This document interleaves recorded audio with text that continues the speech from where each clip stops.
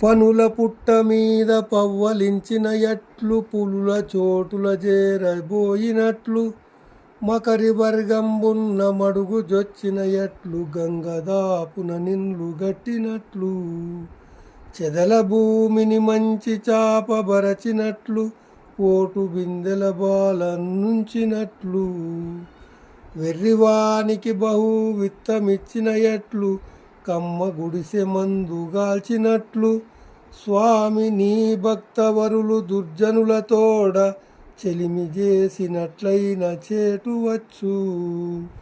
భూషణ వికాస శ్రీధర్మపుర నివాస దుష్ట సంహార నరసింహ దురిత దూర.